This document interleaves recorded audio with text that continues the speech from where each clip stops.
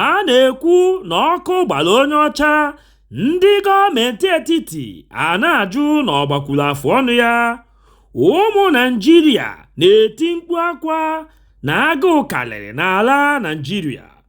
Tinubu a na-ebugokwa ọnụ ego nke a na-ele prepaid mita. N'agbanyeghị na ọkụ eletrik anaghị adị mgbe niile, ndị Nigeria Electricity Regulation Commission kwupụtara nke a ụbọchị Tuzdee, mkpụrụ ụbọchị 5 n'ọnwa Septemba anyị nọ n'ime ya. Ha kwuru sị na ha ga-amalite na-elezi nke a kpọrọ single face prepaid meter n'ọnụ ego 81,975 naira 16 kobo n'ọnụ ndị iti, mana ihe a na-elebu ya na mbụ bụ 58,661 naira 69 kobo.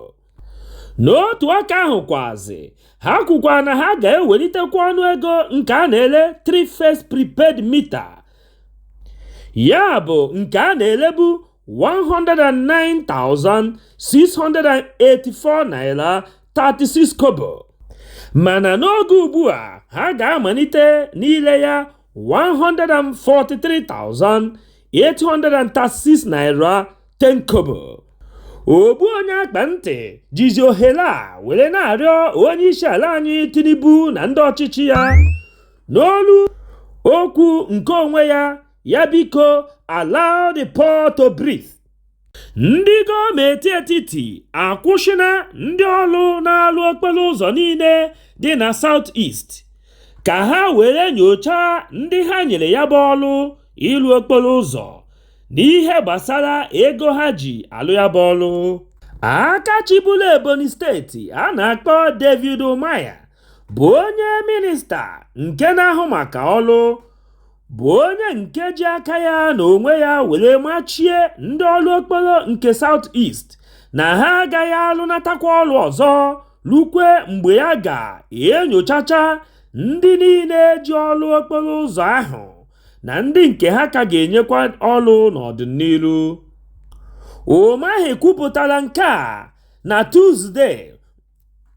Tọzdee, mkpụrụ ụbọchị 7 nke ọnwa Septemba anyị nọ n'ime ya, oge ọ gara nlekọta ọrụ n'okporo ụzọ nke ndị gọọmenti etiti dị n'Enugu steeti.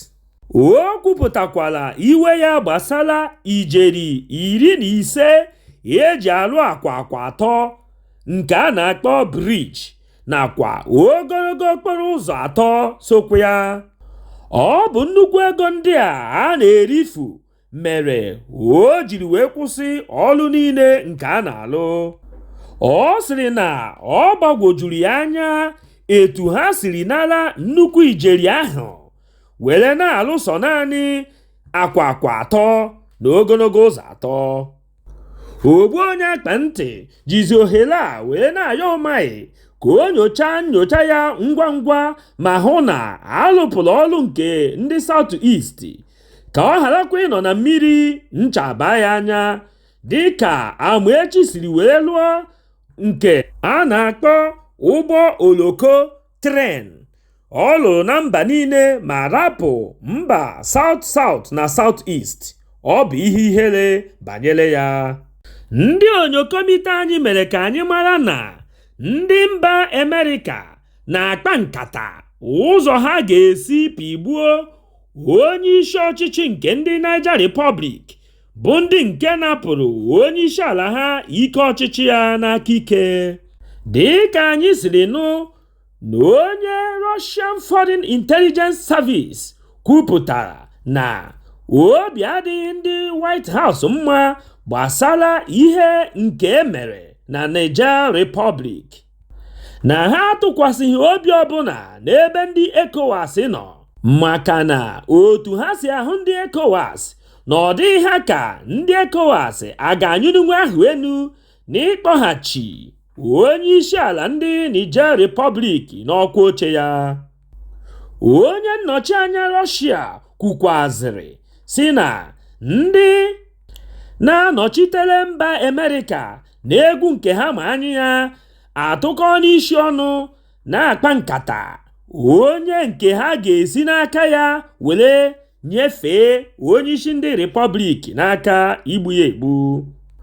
O kwuru sị na ndị mba Amerịka na-agba mbọ ịhụ na ha ga-esi n'aka otu onye ma ọ bụ abụọ bụ ndị nke si na mba Repọblik, onye nke na-anọ onye isi ala ha nso, na-erikọ ma na-aṅụkọ, na ọ bụ n'otu aka ahụ ka ha ga-esi wee nweta ogbugbu ya ọ dịrị ha mfe.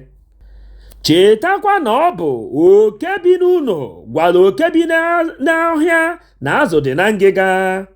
Onye nnọchite anya Rọshia kwukwazịrị sị na onye ọbụla ndị mba Amerịka ga-eji were hazie mpigbu isi onye nke Niger Republic ahụ ga-abụrịrị onye nke natara ezigbo ọzụzụ n'aka ndị Pentagons School. Ejizi m ohere a were na-ajụ gị nwa onye na-ege m ntị, kedu ihe ị chere banyere okwu ndị a niile ị nụrụ taa?